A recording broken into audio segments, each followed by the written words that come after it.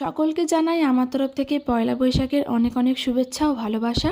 আমি সকালটা শুরু করেছিলাম আলুর পরোটা খাওয়ার মাধ্যমে, আর তারপরেই আমি স্নান করে নিয়েছি। আর স্নান করে এবার যাব আমি মায়ের মন্দির। তার আগে বাড়িতেই মাকে একবার প্রণাম করে নিলাম। তো চলো বাবিকে নিয়ে একসাথে আমরা মায়ের মন্দির যাব। আর বাবি যে জামাটা পরেছে পয়লা বৈশাখে, ওটা আমি ওকে দিয়েছিলাম। কেমন লাগছে তোমরা একটু বলো। আর তারপরে মায়ের মন্দিরে গিয়ে সোজা মায়ের ঘটে প্রণাম করে নিয়েছি। আর তারপরে ওখান থেকে আমি আর বাবি হেঁটে হেঁটে বাড়িও চলে এসেছি।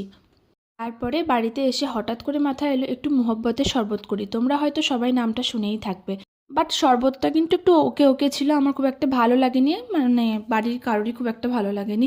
তো যাই হোক, তারপরে বাবি দেখতেই পাচ্ছ আমার কানের দুলগুলো নিয়ে ঢং করতে শুরু করে দিয়েছিল। আর তারপরে চলে এলো একটা পার্সেল, সেটা ওপেনিং করলাম। আর তারপরে আমরা বিকেলবেলায় গেছিলাম একটু মার্কেট, কারণ আমাদের কিছু জিনিস আনার ছিল, কারণ রাতে একটা স্পেশাল আইটেম রান্না হবে। তুমি দেখাচ্ছি। এই যে এখানে যে মাটনটা দেখতে পাচ্ছ, এই মাটনটা বমনি রান্না করছিল। মাটন ভিন্দালু বলে একটা রেসিপি, খেতে দারুণ হয়েছিল। আর পাশে বিরিয়ানির জন্য আমি রান্না করছিলাম। আর বিরিয়ানিটা অলমোস্ট আমার হয়ে গেছে, তোমাদেরকে ফাইনাল লুক দেখাচ্ছি। তো চলো, টানটানা, এটা হচ্ছে ফাইনাল লুক। খেতে তো ভালোই হয়েছিল। তো এইভাবেই গেল আজকের দিনটা। দেখাবে নেক্সট একটা ভিডিওতে। আর ততক্ষণের জন্য টাটা।